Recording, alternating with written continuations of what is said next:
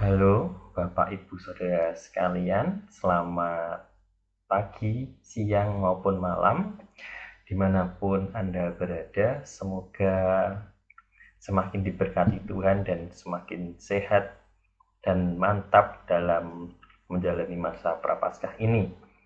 Di minggu kedua masa Prapaskah ini, kita akan belajar bersama, bersharing bersama, merefleksikan bersama tentang peristiwa-peristiwa yang sudah kita lalui dalam masa pandemi COVID-19 ini.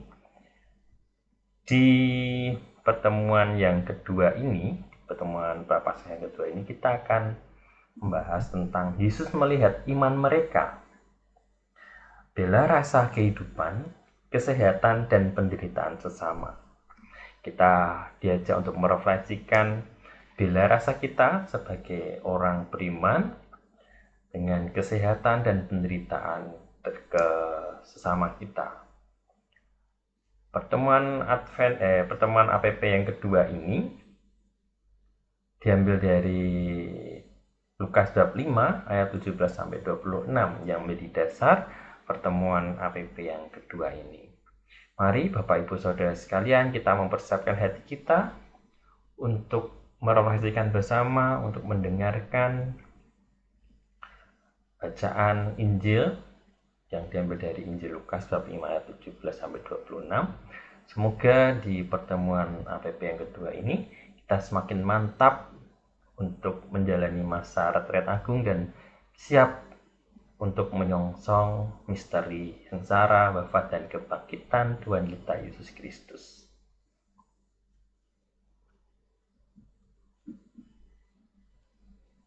Dalam nama Bapa dan Putra dan Roh Kudus. Amin. Tuhan beserta kita sekarang dan selama-lamanya. Bapak, Ibu, Saudara-saudari yang terkasih dalam Yesus Kristus, sebelum masuk ke pertemuan, saya akan memberikan sasaran pertemuan apa yang disasarkan. Yang pertama adalah merefleksikan pengalaman sakit dan kehilangan. Kita nanti diajak merefleksikan pengalaman sakit kita sendiri maupun sakit sesama atau saudara kita, dan pengalaman kehilangan saudara kita, orang-orang yang terdekat kita yang sudah pergi dan kembali ke Bapa dulu. Yang kedua, membangun kepedulian terhadap terhadap mereka yang sakit dan kehilangan. Kita sudah pedulikah kita terhadap sesama kita yang sakit dan kehilangan? Yang ketiga, menjadi penyembuh bagi yang sakit, penghibur bagi yang bersusah hati, penolong bagi yang menderita, dan peneguh bagi yang lemah. Membangun komunitas pengharapan. Ya, kita diajak, sudahkah kita menjadi penyembuh bagi yang sakit atau minimal penghibur bagi mereka yang bersusah hati, dan penolong bagi yang menderita. Nah, kita diajak untuk membangun komunitas pengharapan bahwa kita sebagai gereja adalah dapat menjadi komunitas pengharapan, kumpulan orang di dalam nama Yesus yang menjadi jalan pengharapan bagi setiap orang yang membutuhkan.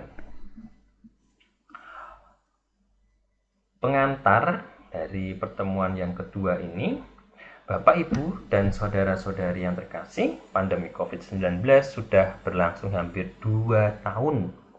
Meski gejolak pandemi mulai mereda, namun dampak dan pengaruhnya masih menancapkan luka yang dalam, menyingkapkan kerapuhan kita. Seperti yang kita tahu, ada banyak yang meninggal dan ada banyak yang terjangkit. Mereka adalah orang-orang yang ada di sekitar kita. Keluarga, ayah, ibu, adik, kakak, kakek, nenek, suami, istri, anak, dan orang-orang yang kita kenal. Jika anggota keluarga yang meninggal didiagnosis corona, keluarga tak dapat menyentuh untuk berpamitan terakhir kalinya. Dan ini berat sekali rasanya. Melalui pertemuan ini, kita diajak berempati pada orang-orang yang berduka di masa pandemi. Empati artinya kita peduli, turut kehilangan, dan turut bersedih. Dengan berempati, membuat perasaan kita menjadi peka atas kesulitan orang lain. Mengawali pertemuan ini, marilah dengan rendah hati kita mengakui kerapuhan kita di hadapan Tuhan dan sesama, dan berharap akan limpah berkat belas kasih-Nya. Kita siapkan hati kita untuk seruan tobat. Berbahagialah orang bila dosanya diampuni. Berbahagialah orang bila dosanya diampuni. Selama aku sembunyikan dosaku, batinku tertekan dan aku mengeluh sepanjang hari. Berbahagialah orang bila dosanya diampuni. Aku mengakui dosaku di hadapan-Mu, Tuhan, dan kesalahanku tidak kusembunyikan. Berbahagialah orang bila dosanya diampuni. Nasib orang berdosa sengsara belaka, tetapi orang yang percaya kepada Tuhan dilimpahi kasih setia. Berbahagialah orang bila dosanya diampuni. Semoga Allah yang Maha Kuasa mengasihani kita, mengampuni dosa kita, dan menghantar kita ke hidup yang kekal. Amin. Marilah kita berdoa. Allah Bapa yang penuh kasih, kami bersyukur boleh kembali memasuki masa Prapaskah, masa yang penuh rahmat ini. Kami mohon hadirlah di tengah-tengah kami dan kobarkanlah di hati kami rahmat belas kasih-Mu. Dalam rahmat-Mu yang berlimpah, semoga kami dapat senantiasa mengupayakan hidup yang berdaya ubah dan berbuah berkat, sehingga kami dapat bersatu padu dalam gerakan belas kasih-Mu. Demi Yesus Kristus, Putra-Mu yang bersama Dikau dalam persatuan dengan Roh Kudus, hidup dan berkuasa kini dan sepanjang masa. Amin. Bapak Ibu, mari kita lanjutkan dengan membaca kitab suci yang diambil dari Injil Lukas bab 5 ayat 17 sampai 26 dengan judul Orang Lumpuh Disembuhkan. Mari kita siapkan hati kita untuk mendengarkan. Pada suatu hari, ketika Yesus mengajar, ada beberapa orang Farisi dan ahli Taurat duduk mendengarkannya. Mereka datang dari semua desa di Galilea dan Yudea dan dari Yerusalem. Kuasa Tuhan menyertai dia, sehingga ia dapat menyembuhkan orang sakit. Lalu, datanglah beberapa orang mengusung seorang lumpuh di atas tempat tidur. Mereka berusaha membawa dia masuk dan meletakkannya di hadapan Yesus. Karena mereka tidak dapat membawanya masuk berhubung dengan banyaknya orang di situ. Naiklah mereka ke atap rumah, lalu membongkar atap itu dan menurunkan orang itu dengan tempat tidurnya ke tengah-tengah orang banyak, tepat di depan Yesus. Ketika Yesus melihat iman mereka, berkatalah ia, "Hai saudara, dosamu sudah diampuni." Tetapi ahli Taurat dan orang-orang Farisi berpikir dalam hatinya, "Siapakah orang yang menghujat Allah ini? Siapa yang dapat mengampuni dosa selain daripada Allah sendiri?" Akan tetapi Yesus mengetahui pikiran mereka, lalu berkata kepada mereka, "Apakah yang kamu pikirkan dalam hatimu? Manakah lebih mudah mengatakan, 'Dosamu sudah diampuni,' atau mengatakan, 'Bangunlah dan berjalanlah'? Tetapi supaya kamu tahu bahwa di dunia ini Anak Manusia berkuasa mengampuni dosa, berkatalah ia kepada orang lumpuh itu, 'Kepadamu kukatakan, bangunlah, angkatlah tempat tidurmu, dan pulanglah ke rumahmu.' Dan seketika itu juga bangunlah ia di depan mereka, lalu mengangkat tempat tidurnya dan pulang ke rumahnya sambil memuliakan Allah. Semua orang itu takjub lalu memuliakan Allah dan mereka sangat takut katanya. Hari ini kami telah menyaksikan hal-hal yang sangat mengherankan. Demikianlah sabda Tuhan. Terpujilah Kristus. Bapak Ibu, saudara-saudari yang terkasih, kita memasuki pada pendalaman katekisi kitab suci. Apa yang disampaikan atau inti dari bacaan Injil Lukas tadi? Yang pertama, orang lumpuh digotong beberapa orang kepada Yesus sebagai peristiwa bela rasa dan persaudaraan sesama, melahirkan sikap senasib sepenanggungan. Jadi orang lumpuh digotong beberapa orang kepada Yesus sebagai peristiwa bela rasa dan persaudaraan sesama. Kurang lebih yang mengangkat ada 4 orang. Depan 2, belakang 2. Nah, itu adalah sikap orang peduli, mau menolong. Seperti halnya saat mengangkat tandu atau mengangkat peti mati, ada 4 orang. Itu menjadi contoh bela rasa dan persaudaraan kepada sesama, ya. Melahirkan sikap senasib dan sepenanggungan. Orang yang aku gotong ini adalah sesamaku manusia. Yang kedua, sakit dan kehilangan sebagai bagian dari hidup, menyadari akan kekuatan dan keterbatasan sebagai manusia, berjuang bersama Tuhan, berkarya dan peduli pada sesama. Jadi sakit dan kehilangan itu adalah bagian dari hidup, ya. Ada sehat, ada sakit, ada pertemuan, ada perpisahan. Begitu. Menyadari akan kekuatan dan keterbatasan sebagai manusia, bahwa segala sesuatu pasti akan berlalu dan segala sesuatu akan hilang. Ada hubungan timbal balik atau hubungan antara dualisme kehidupan, ya. Ada dan hilang, datang dan pergi, sehat, sakit, bahagia dan sedih. Di dunia ini seperti itu. Nah, kita sebagai manusia diajak berjuang bersama Tuhan, berkarya dan peduli pada sesama. Sebagai apa? Wujud bela rasa kita terhadap sesama kita. Yang ketiga, kita diutus untuk peduli, berbela rasa dan membantu sesama. Jelas dalam bacaan tadi ada 4 orang yang berpeduli dan berbela rasa membantu orang saudaranya, tetangganya yang sakit untuk disembuhkan. Tapi ada orang Farisi juga yang skeptis, ya. Siapa kamu kok bisa mengampuni dosa, menghujat Allah mengampuni dosa? Padahal tujuannya baik, tinggal membantu saja cukup. Jika kita tidak bisa membantu, setidaknya jangan menjadi benalu bagi orang lain atau penghambat sesuatu yang baik bagi orang lain. Nah, renungan dan sharing. Melalui pengalaman COVID-19 ini, kita diajak untuk memaknai dan merenungkan pengalaman kehilangan. Selama mereka atau orang-orang yang sudah meninggalkan kita atau yang sudah meninggal masih hidup bersamaku, Tuhan menganugerahkan apa saja melalui mereka.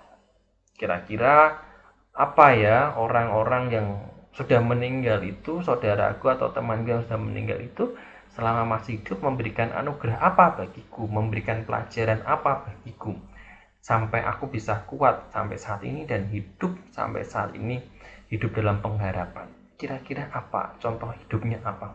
Mungkin orangnya adalah orang yang gigih, tidak pernah mengeluh, cinta akan sesama, peduli terhadap diri kita, atau apapun yang sekiranya menjadikan kita belajar dari orang tersebut. Kira-kira Tuhan mempunyai maksud apa terhadap kita? Maksud, kenapa Tuhan Engkau mengambil dia padahal aku mencintai dia, padahal aku masih butuh dia? Kira-kira ada yang salah nggak? Apakah Tuhan itu jahat kok mengambil orang yang dicintai? Kira-kira apa? Maksudnya apa? Kita mencari itu sebagai refleksi kita. Aku ditantang, untuk apa Tuhan? Kenapa aku kehilangan orang yang aku cintai karena COVID begitu. Kalau saya pribadi, kesalahan saya waktu saya kena COVID, saya itu memberitahu orang tua saya. Padahal rumah saya sama orang tua saya beda kota. Otomatis jika anaknya sakit, orang tua akan berpikir terlalu berat. Kesalahan saya adalah memberitahu bahwa saya kena COVID dan tidak sampai 2 minggu ibu, terutama ibu saya, kena stroke, dan itu menjadikan beban bagi saya dan saya merasa bersalah di situ. Tapi puji Tuhan, ibu saya masih diberikan kehidupan dan umur panjang sampai saat ini. Walaupun sudah 1 tahun lebih ibu saya menderita stroke. Yang kedua, saat menerima berita duka, kita biasanya dapat membagi rasa kehilangan dengan berkumpul dengan orang terdekat.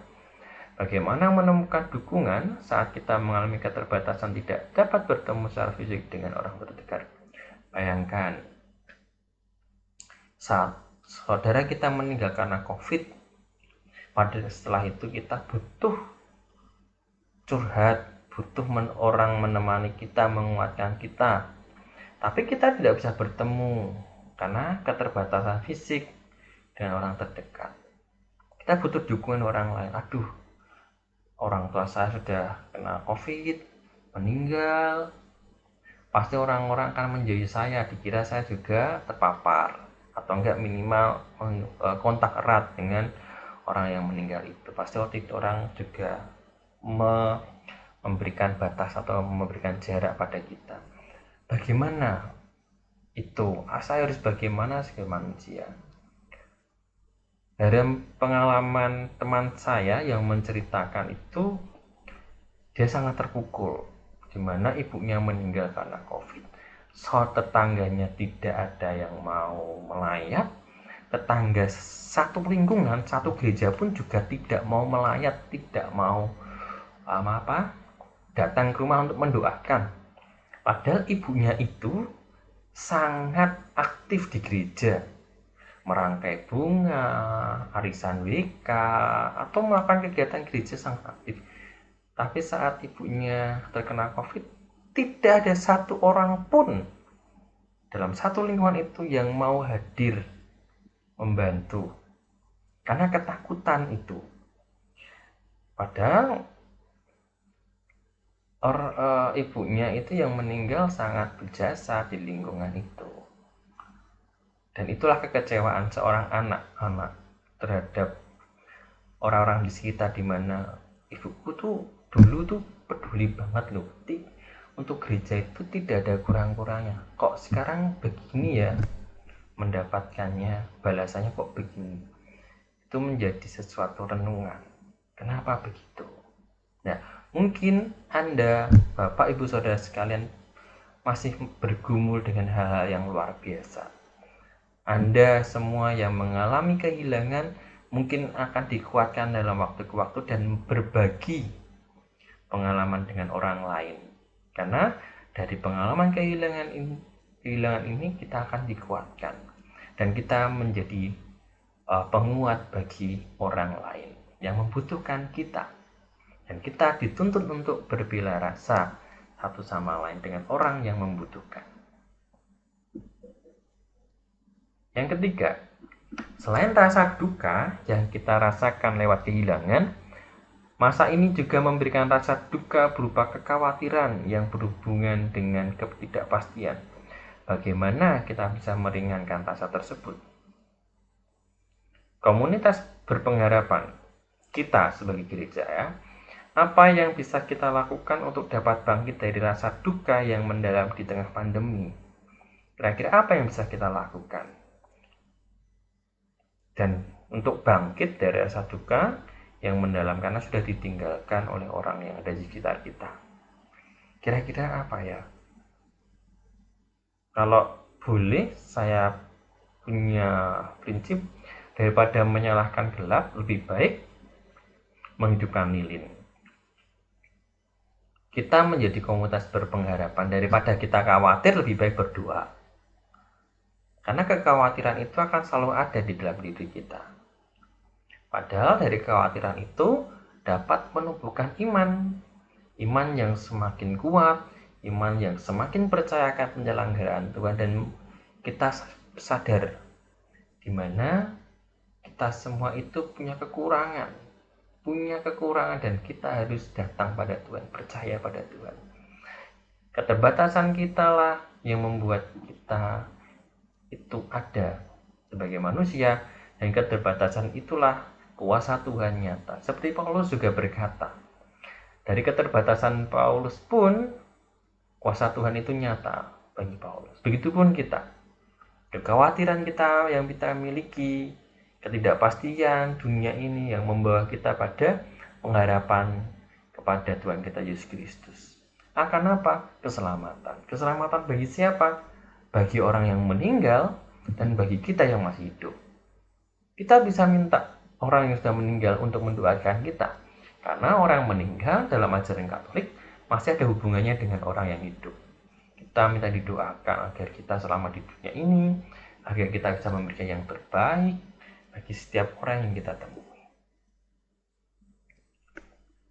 Yang keempat, sebagai sebuah harapan berakhirnya pandemi nanti, kita kelak akan bersyukur dengan tegar hati, sebagaimana Rasul Paulus, hai maut, atau baca virus ya, hai virus, di manakah kemenanganmu?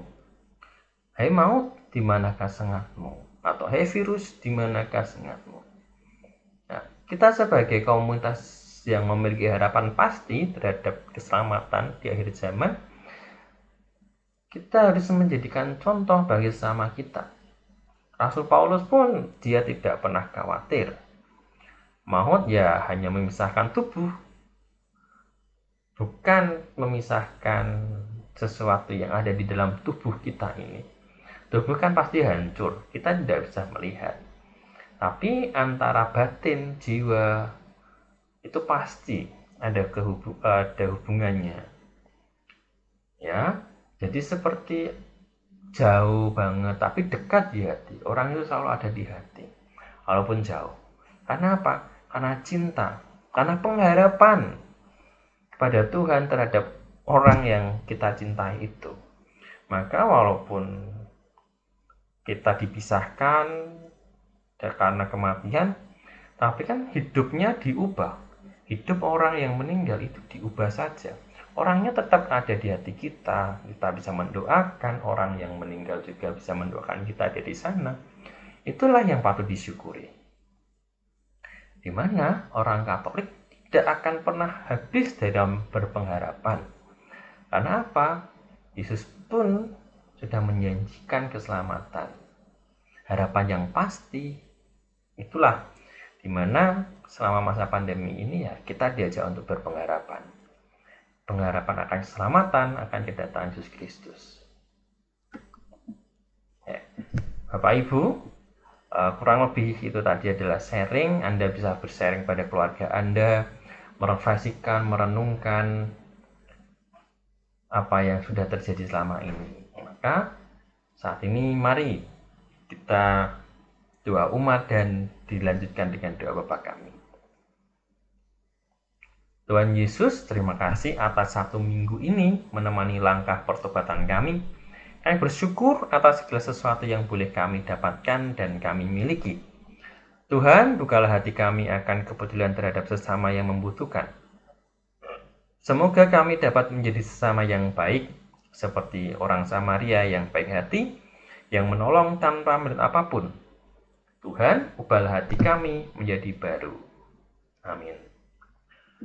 Kita lanjutkan dengan doa Bapa kami. Bapa kami yang ada di surga, dimuliakanlah namamu, datanglah kerajaanmu, jadilah kehendakmu, di atas bumi seperti di dalam surga.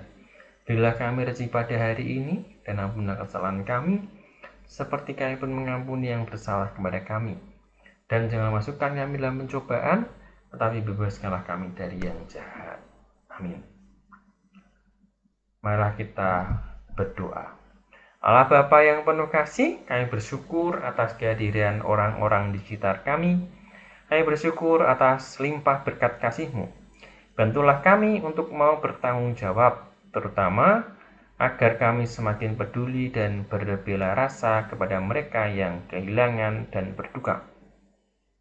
Semoga kami mau untuk berbuat nyata, berbagi dan bersaksi bagi sesama sehingga senantiasa bisa bersyukur dan belajar menebarkan kasih dengan ketulusan bagi sesama. Demi Kristus Tuhan dan pengantara kami yang hidup dan berkuasa Allah sepanjang segala masa. Amin. Bapak, Ibu, saudara-saudari yang terkasih, saya masih mengajak. Pada minggu lalu saya juga mengajak dan minggu ini saya juga mengajak. Alangkah baiknya setia dalam berproses, ya, di masa retret agung ini, berpuasa dan berpantang, menyisihkan hasil berpuasa dan berpantang untuk sesama yang membutuhkan, menyisihkan hasil berpuasa dan berpantang dalam bentuk uang receh 500, 1000, 2000 atau 5000 ataupun dalam bentuk sembako yang dikumpulkan sedikit demi sedikit setiap hari sebagai tindakan nyata berbagi dan berbela rasa dengan sesama yang membutuhkan. Jadilah berkat bagi sesama. Ingat Bapak Ibu, yang penting itu proses. Jangan berpikiran aku menyisihkan uangnya tarapel aja sampai akhir bulan, ya, sampai akhir masa prapaskah ini. Tidak.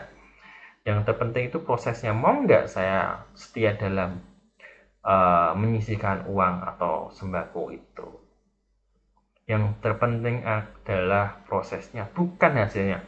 Hasilnya mengumpulkan sedikit tidak masalah, yang penting hasilnya, dimana kita berproses, itu yang penting, karena dari proses itulah mengubah hidup kita lebih baik.